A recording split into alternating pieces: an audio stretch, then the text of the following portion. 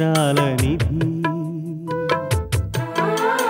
ఓ విధి విచిత్రాల నిధి వింత కథల సారథి ఆశ నిరాశల వారధి నిరంకుశ నిర్ణయాల నిర్దయవానిధి ఓ విధి విచిత్రాల నిధి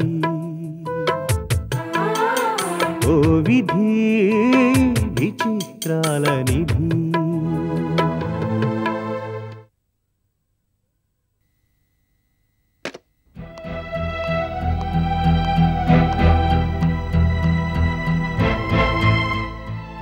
చాలాసేపటి నుంచి ట్రై చేస్తున్నారు. దీపక్ బాబు దొరకడం లేదా మేడం? లేదు బేడి, ఎక్కడున్నాడో కూడా తెలీదు. కనీసం ఫోన్ అయినా చేయలేదు. ఏదో పని మీద వెళ్ళి టైం అయిందని అట్నుంచట్టే వెళ్ళిపోయి ఉంటారు. ఉదయం నుంచి మీరు ఇదే టెన్షన్లో ఉన్నారు. అందులోంచి బయటికి రండి మేడం. దీపక్ బాబు బాధ్యత మర్చిపోతాడని నేను అనుకోను. నేను ఆ నమ్మకంతోనే ఉన్నాను బేడి.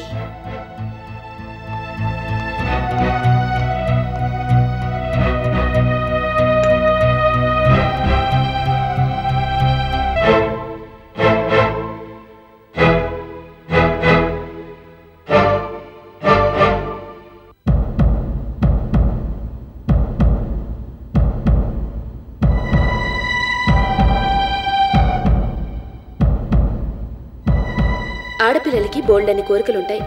అవి తీరాలంటే ఇవన్నీ తప్పవు. ఏమిటో ఆ కోరికలు? చెప్పాలంటే చాలా ఉంటాయి. కలల రాజకుమారుడు ఇళ్లలోకి వచ్చి ఎగరేసుకుపోవాలని, ప్రేమించిన వాడిని పెళ్లి చేసుకుని గుండెల్లో గువ్వలా ఒదిగిపోవాలని, సంసార జీవితం సరేటి పాటలా సుమధురంగా సాగిపోవాలని.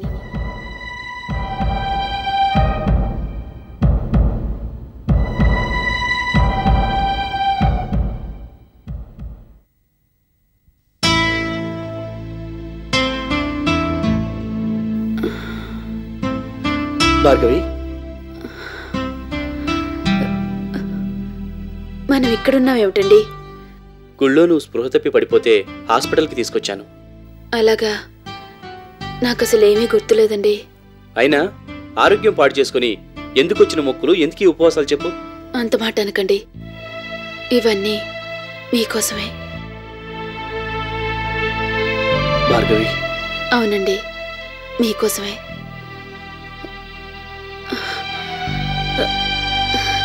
అన్నట్టు మీరు టెండర్ సబ్మిట్ చేయాలనుకుంటాను. టైం అయిపోతుందేమో, తొందరగా వెళ్ళండి. ఇప్పుడు ఆ విషయం ఎందుకు భార్గవి? నీకెలా ఉంది? నా సంగతి అలా ఉంచండి. ముందా టెండర్ సంగతి చూడండి. అది మీ కంపెనీ ప్రెస్టేజ్కి సంబంధించిన విషయం. అది సబ్మిట్ చేయలేదంటే దానికోసం మీరు పడ్డ శ్రమంతా వృధా అయిపోతుంది. మీ అమ్మగారు చాలా బాధపడతారు. అనవసరంగా మీరు మాట పడాల్సి వస్తుంది. వెళ్ళండి. భార్గవి, నేను చెప్పేది. వద్దండి, నాకేమీ చెప్పొద్దు. ఆ కాంట్రాక్ట్ మిస్ అయితే జీవితాంతం ఏదో తప్పు చేశానన్న బాధ నన్ను వెంటాడుతూనే ఉంటుంది. నాకేమీ కాదు, మీరు వెళ్ళండి. ఏమిటి భార్గవి, నువ్వు ఆ విషయం మర్చిపో. మర్చిపోలేనండి. ఆ కాంట్రాక్ట్ మీ వల్లే పోయిందని అందరూ మిమ్మల్ని నానా మాటలు అంటుంటే నేను భరించలేను. ప్లీజ్, నా కోసం వెళ్ళండి. భార్గవి, టైం దాటిపోయింది. ఇప్పుడు వెళ్ళినా లాభం లేదు. నువ్వు ఇంకా సంగతి వదిలే. ఎందుకండి అంత పనిచేశారు? నన్ను వదిలేసి మీరు వెళ్ళుండాల్సింది. నా కోసం అంత విలువైన కాంట్రాక్ట్ వదులుకున్నారంటే బాధగా ఉంది. భార్గవి, ఇది కాకపోతే మరొకటి వస్తుంది. నీకన్నా విలువైంది నాకేదీ లేదు. ఈ టెండర్లు, కాంట్రాక్ట్లు, బిజినెస్లు ఇవేవి నాకు ముఖ్యం కాదు. చాలండి, ఆ ఒక్క మాట చాలు. ఇంక నాకేమీ అక్కర్లేదు. నేనేమైపోయినా పర్వాలేదు.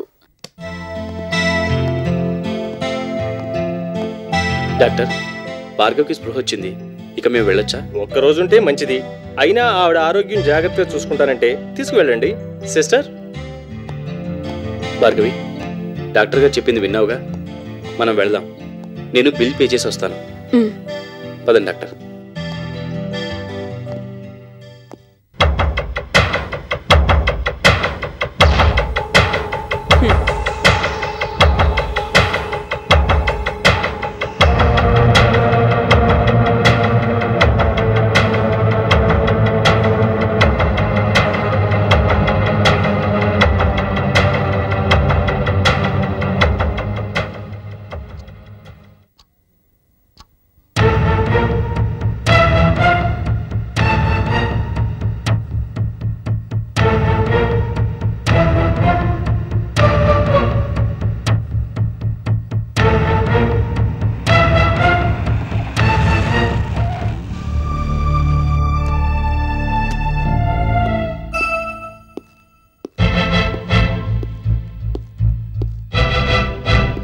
దీపక్, ఏమిట్రా ఇంత లేటు?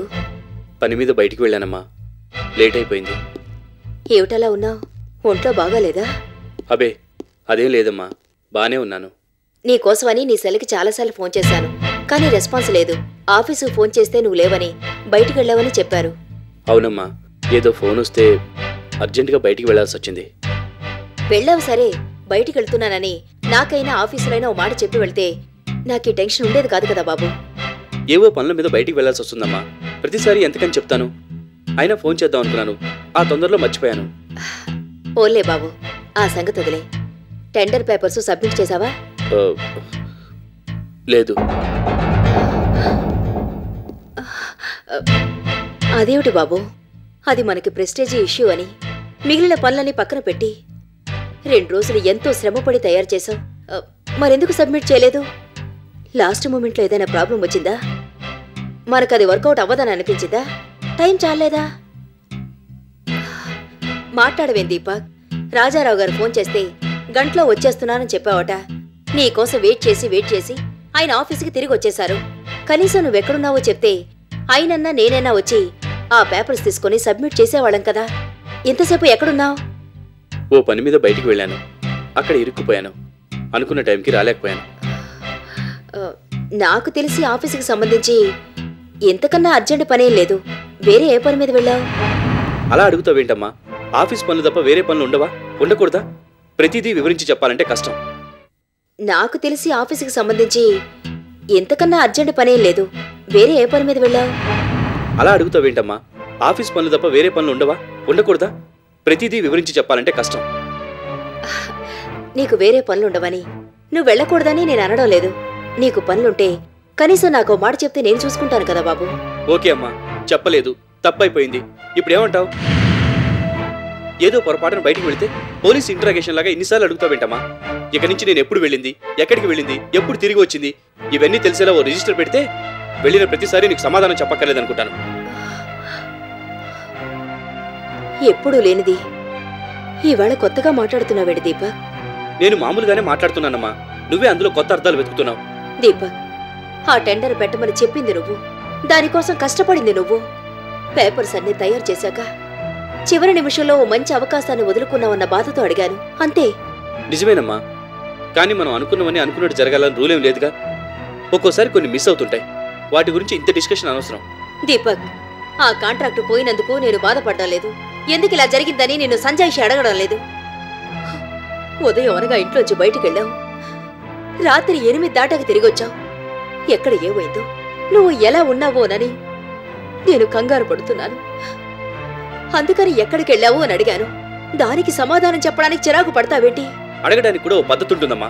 స్కూల్ కూరాన్ని పట్టుకుని హోంవర్క్ చేసావని అడిగినట్టు అడిగితే నేనే కాదు ఎవరైనా చిరాకు పడతారు. ఎంతసేపు బిజినెస్ గొడవలే తప్ప వేరే ఏం పట్టవా నీకు? ఆ చాదస్తం ఎంత తొందరగా మార్చుకుంటే అంత మంచిది.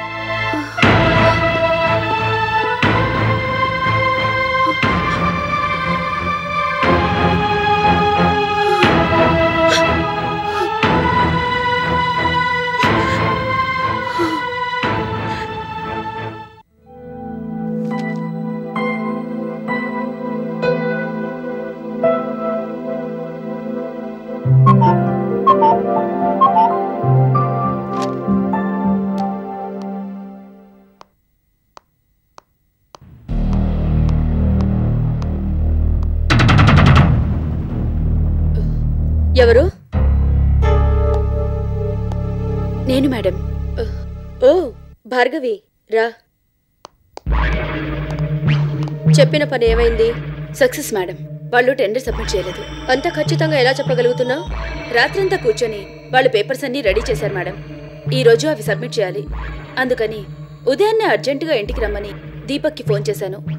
ఏం జరిగిందోనని కంగారు పడి ఇంటికి వచ్చేశాడు. వెంటనే మొక్కు తీర్చుకోవాలని ఊరికి దూరంగా ఉన్న గుడికి తీసుకెళ్లాను. అక్కడ ఆ కబుర్లు ఈ కబుర్లు చెప్పి చాలాసేపు టైంపాస్ చేశాను. అయినా ఏదో అనుమానం వచ్చి కళ్ళు తిరిగినట్టు పడిపోయాను. కంగారు పడిపోయి నన్ను హాస్పిటల్కి తీసుకెళ్లాడు. అక్కడ నాకు సెలైన్ ఎక్కించి నేను తిరిగి తెలివిలోకి వచ్చేసరికి టెండర్ సబ్మిట్ చేయాల్సిన టైం దాటిపోయింది. మరి హాస్పిటల్లో డాక్టర్ ఎలా నమ్మించా? డబ్బుతో ఎవరినైనా మేనేజ్ చేయొచ్చు కదా మేడం. దీపక్ చేయకపోయినా ఒకవేళ లక్ష్మీదేవి సబ్మిట్ చేసి ఉండొచ్చుగా. ఆ అవకాశం లేదు మేడం. లేట్ అయితే డైరెక్ట్ గా వెళ్లి సబ్మిట్ చేయొచ్చని ఆ పేపర్స్ అన్ని దీపక్ తనతో పాటే తీసుకొచ్చాడు.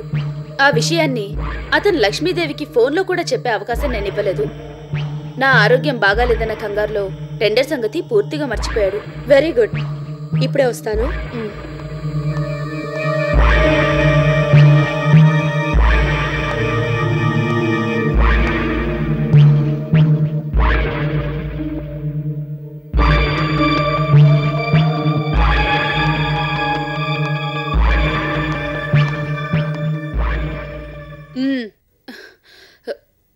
ఇదిగో మీ అమ్మగారు ఆపరేషన్ కావాల్సిన డబ్బు. థ్యాంక్ యూ మేడం, నేను వెళ్తాను. చూడు, ఇక్కడితో నీ పని అయిపోయిందని రిలాక్స్ అయిపోతే లాభం లేదు. ఏ చిన్న అవకాశం వచ్చినా ఉపయోగించుకుని తల్లిని కొడుకుని విడదీయాలి. ఇంట్లో ఉన్న వాళ్ళంతా ఒకరి మీద ఒకరు అనుమానాలతో అపార్థాలతో వేరైపోవాలి. ఆ లక్ష్మీదేవి దిక్కుమాలిన దానిలా మిగిలిపోవాలి. ఇవన్నీ నువ్వు సక్సెస్ఫుల్ గా చేయగలిగితే నీ రెండో చెల్లెల పెళ్లికి కావలసినంత డబ్బిస్తాను. అలాగే మేడం, నేను వెళ్ళొస్తాను.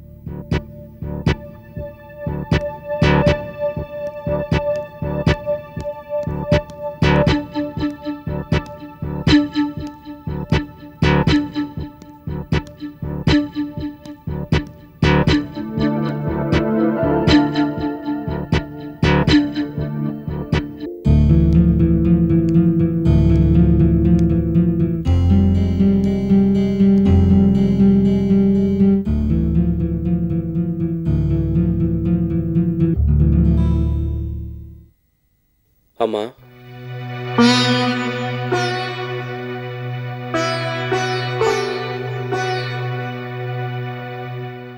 ఏమిటి బాబు,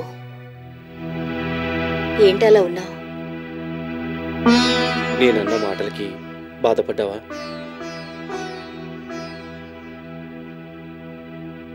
ఆవేశంలో నీ మనసు నొప్పించాను. జరిగిన దానికి నువ్వెంత బాధపడుతున్నావో నాకు తెలుసమ్మా. నీ మనసు కష్టపెట్టినందుకు నన్ను క్షమించు. క్షమాపణ అడిగేంత తప్పు నువ్వేం చేయలేదు దీపక్. చేశానమ్మా, నిన్ను ఎదిరించి మాట్లాడి పెద్ద తప్పు చేశాను. తప్పు చేశానని ఎందుకు అనుకుంటున్నావు? నిజానికి నేనే నా చాదస్తంతో నేను విసిగించాను. ఒక పక్క టెండర్ గొడవ, మరో పక్క నువ్వెక్కడున్నావు అనే టెన్షన్. దాంతో మనసు పాడైపోయి నువ్వెక్కడికెళ్ళావు, ఏం చేస్తున్నావు అని తరిచి తరిచి అడిగి నిన్ను విసిగించాను. అది నా పొరపాటే. ఇంక దీని గురించి నువ్వు ఆలోచించుకో, మరిచిపో. ఇప్పుడు నా మనసు ప్రశాంతంగా ఉందమ్మా. నాకు ఆకలేస్తుంది, భోంచేద్దాం రామ్మా. నువ్వు పద బాబు.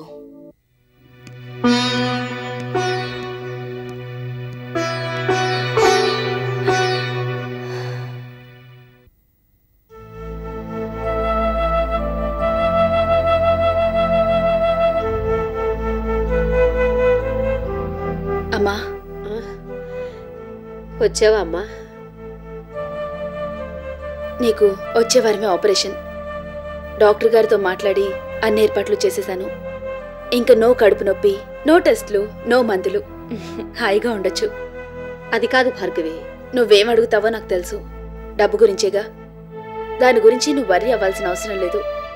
ఆపరేషన్ టైంకి రెడీగా ఉంటుంది. భార్గవి, మా అందరి గురించి ఇంత ఆలోచిస్తావే కానీ నీ విషయం మాత్రం పట్టించుకోవు. పెళ్లి కాకుండా ఎన్నాళ్ళిలా ఉండిపోతావమ్మా. అమ్మా, కళ్యాణం వచ్చినా కక్కొచ్చినా ఆగదని నువ్వే సామెత చెప్తుంటావు కదా. అలాగే ఆ టైం వచ్చినప్పుడు అదే అవుతుంది. నువ్వేం వర్రీ అవ్వకు, రెస్ట్ తీసుకో.